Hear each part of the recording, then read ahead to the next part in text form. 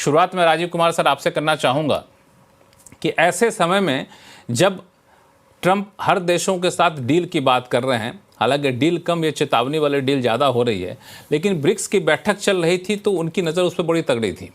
अब जिस तरह से बयान दे रहे हैं, ऐसा लगता है कि ब्रिक्स देशों से वाकई उनको बहुत ज़्यादा टेंशन हो रही है। ये टेंशन ट्रंप की कितनी जायज़ है? नहीं, देखिए, पहली बात तो ये कि आपने एक बहुत अच्छा मुद्दा उठाया है। और जो ट्रम्प की टेंशन है या स्ट्रेस है या उनका जो जो रुख है, वो उसी किस्म का है कि कोई भी अगर मैदान में कोई एक बड़ा खिलाड़ी हो तो अगर कोई भी उसको चुनौती देने वाला दिखे भी कहीं दूर दूर से, तो वो उसके खिलाफ कार्रवाई शुरू कर देता है। तो जो जो ट्रम्प साहब का जो है वो बात वो ये कि उन्होंने देखा है कि कोई भी ऐसी गुट जो है या कोई ऐसा ब्लॉक या कोई ऐसी फॉर्मेशन बनने ही ना, जो कि डॉलर को एक तरह से जो है वो चैलेंज कर सके। और उनको ये लग रहा है कि ब्रिक्स जो है वो अभी, क्योंकि एक्सपैंड होकर ब्रिक प्लस में जो वर्ल्ड इकोनॉमी का अगर पीपीपी टर्म्स में देखा जाए तो 40% से ज़्यादा हो गया है, जो कि अभी अमेरिका का 26% ही है। और वर्ल्ड ट्रेड का शेयर जो है वो भी कोई 27-28% हो गया और बढ़ रहा है, लगातार बढ़ रहा है। तो उनको ये साफ जाहिर है कि आने वाले दिनों में ब्रिक्स जो है वो एक पावरफुल और बड़ा सक्षम ग्रुप बन के उभरेगा। तो उसमें ये कैपेबिलिटी होगी कि वो अमेरिका का जो उनका जो प्रभुत्व है वो उसको चैलेंज कर सके। तो उसको वो चाहते हैं कि निप इन द बट जिसे कहते हैं वो करना, कि भाई उनको थ्रेटन करें जिससे लोग ब्रिक्स को छोड़ दें, उनके मेंबरशिप कम हो जाए, वगैरह वगैरह। मगर ये बात मुझे लगता है कि जहाँ तक मेरी समझ है, अभी ब्रिक्स का कोई ऐसा बड़ा चैलेंज कि यूनिफाइड करेंसी ब्रिक्स की बन जाए और वो डॉलर को डिजेनरेट कर दे या चैलेंज कर दे, इसके इम्कान अभी बहुत इतने स्ट्रांग नहीं है, क्योंकि वो होते होते ही होगा। तो इसलिए ये जो है वो प्रीमेच्योर प्रीएम्प्टिव मूड सा है, जिसकी आवश्यकता नहीं थी। अगर ट्रम्प साहब कर रहे हैं तो खैर वो बहुत सारे और से काम कर रहे हैं, तो उसके बारे में तो जो क्या टिप्पणी। लेकिन आपने एक बड़ी इंपॉर्टेंट बात कही कि अभी ब्रिक्स में तत्काल में नियर फ्यूचर में ऐसा नहीं लग रहा है कि ब्रिक्स अपनी कोई करेंसी डेवलप कर लेगा या फिर ब्रिक्स इतनी ताकतवर हो जाएगा कि ट्रम्प को चुनौती दे सके या यूएस को चुनौती दे सके। इसके बावजूद इस तरह का रुख अपनाना ट्रम्प का क्या इशारा करता है? क्या फ्यूचर में भी ऐसे ना सोचें? नहीं, सिर्फ यही इशारा करता है कि कोई भी पूरे विश्व में कहीं पर भी कोई ऐसी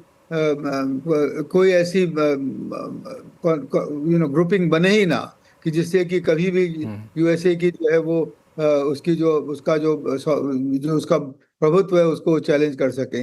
मगर बात यह है कि ब्रिक्स में एक जो चीज जो हो रही है और होगी, वो ये कि बायलेटरल ट्रेड ब्रिक्स की कंट्रीज में वो अपनी अपनी किसी करेंसी में होना शुरू हो गया है और होगा भी। तो अगर यूनिफाइड करेंसी ना भी बने, तो जो यूएस डॉलर का जो बहुत बड़ा एक जो रोल है कि 80% जो है वो वर्ल्ड ट्रेड का जो है वो डॉलर में डिनोमिनेट होता है, वो कम होगा। तो इस वजह से उनको थोड़ा सा डर लग रहा होगा। मगर ये एक बुलिंग टैक्टिक, मैं तो इसको एक बुलिंग टैक्टिक की तरह से देखता हूँ। और इसमें जो है वो और दूसरी चीज ये है कि एक मल्टीलेटरल ट्रेडिंग ऑर्डर अगर बनेगा आगे आके, जिसको ध्वंस किया है अभी, तो वो ब्रिक्स जैसी ही फॉर्मेशन उसको आगे बनाएंगी। तो इसलिए मेरे ख्याल में ट्रम्प साहब जो है वो इसीलिए कर रहे हैं कि ब्रिक्स को बढ़ने ही ना दें, और जल्दी से जल्दी अगर खत्म हो जाए या उसमें फूट पड़ जाए तो अच्छा है उनके लिए। हालांकि आपने दो तीन इंपॉर्टेंट बात कही, एक सवाल लेकर के आपके पास आऊंगा मैं कि ऐसे में इंडिया की रणनीति क्या होनी चाहिए, लेकिन जो आपने एक इंपॉर्टेंट चीज़ कही इस पर मैं अपने बाकी पैनलिस्ट की राय जान लूं। अजय श्रीवास्तव जी हैं। अजय श्रीवास्तव जी, ये कहना कितना सही होगा कि अभी ब्रिक्स दूर है अमेरिका को चुनौती देने से? नहीं, बिल्कुल ठीक बात है ये। देखिए, कोई भी करेंसी रिजर्व करेंसी बनती है ना, तो काफ़ी ट्रस्ट होना चाहिए, काफ़ी लिक्विडिटी मतलब बहुत अधिक मात्रा में अवेलेबल होना चाहिए। अगर मुझे आज ब्रिक्स करेंसी या डॉलर खरीदना है किसी ट्रेड के लिए, तो अगर बहुत उसकी लिक्विडिटी अधिक होगी तभी मुझे प्रॉपर रेट्स मिलेंगे यूनिफॉर्म।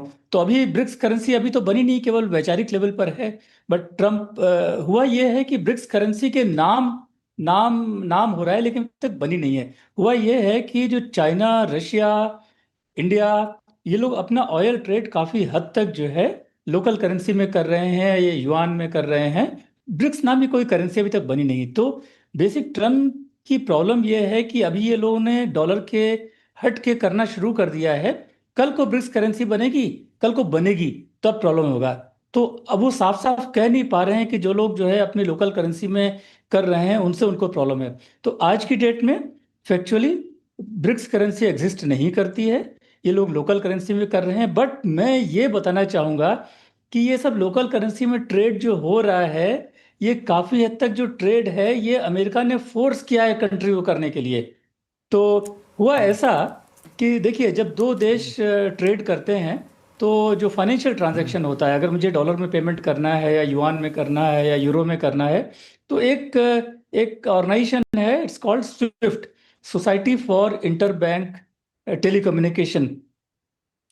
तो स्विफ्ट में क्या होता है चल कि फाइनेंशियल जितना भी ट्रांजैक्शन को ट्रांजैक्शन है प्लेटफॉर्म करते जी हाँ, ट्रांजैक्शन उसके थ्रू होते हैं। ये जो है किसी एक देश का वर्चस्व नहीं है, कोई भी ट्रांजैक्शन केवल फैसिलिटेट करने के लिए है ये सोसाइटी। तब ट्रम्प साहब ने क्या किया, उनका रशिया से झगड़ा हुआ तो 2022 में कहा कि रशिया जो है स्विफ्ट पाइपलाइन को यूज नहीं कर सकता है। अब रशिया क्या करे? रशिया अपना ऑयल अगर बेचेगा, बाकी चीजें बेचेगा, तो वो कैसे करेगा? तो फिर ये किया गया कि ठीक है, इंडिया अगर रशिया से खरीद रहा है तो क्या करे, इंडिया रुपीस में लेगा। और चूंकि इंडिया का इंपोर्ट बहुत अधिक है, सारा कुछ रुपीस से हो नहीं सकता है, तो थोड़ा दिरहम से करेंगे। चाइना ने भी ऐसे ही किया, वो रशिया से काफ़ी ऑयल खरीदते हैं, तो उन्होंने युआन से किया है। तो मैं ये कह रहा हूँ कि ये जो लोग जा रहे हैं डॉलर से हटके, उसमें बहुत बड़ी वजह अमेरिका खुद है। उसने वेपनाइज कर दिया है स्विफ्ट को, उससे लोग यूज नहीं कर पा रहे हैं और वो ऑप्शन ढूंढ रहे हैं। तो भाई, इंडिया जैसा देश कभी भी ये सब काम नहीं, रशिया से हमेशा से हम लोग डॉलर में खरीदते थे, कभी रूबल में पहले बात करते थे, पर अधिकतर लोग डॉलर में ट्रेड करते पूरी दुनिया से। बट काफ़ी देश जो है वो फोर्स किए जा रहे हैं और अमेरिका उनके पीछे है। अमेरिका को समझना पड़ेगा कि ये स्विफ्ट जो है ये उसकी पर्सनल प्रॉपर्टी नहीं है, ये पूरी ग्लोबल प्रॉपर्टी है। अगर उसमें वो रुकेगा तो ये सब ऑप्शंस उतरेंगे और फिर उसको अच्छा नहीं लगेगा। बहुत आपने इंपॉर्टेंट बात कही प्रोफेसर स्वर्ण सिंह साहब कि जो डॉलर है, डॉलर अगर ट्रेडिंग टूल्स हो, करेंसी के तौर पर इस्तेमाल हो तो ठीक है, लेकिन इसको आप अपने डिप्लोमेसी के हथियार के तौर पर इस्तेमाल करेंगे तब दूसरे देशों को दिक्कत होगी। और ये कई बार देखने को मिला, रशिया के साथ हमने देखा, इससे पहले अलग देशों के साथ देखा। यही वजह है कि हर देश चाहता है कि अब डॉलर से जितनी दूरी बना कर रखे उतना ठीक रहेगा। बिल्कुल ठीक है कि जो वेपनाइजेशन ऑफ डॉलर की हम बात कर रहे हैं,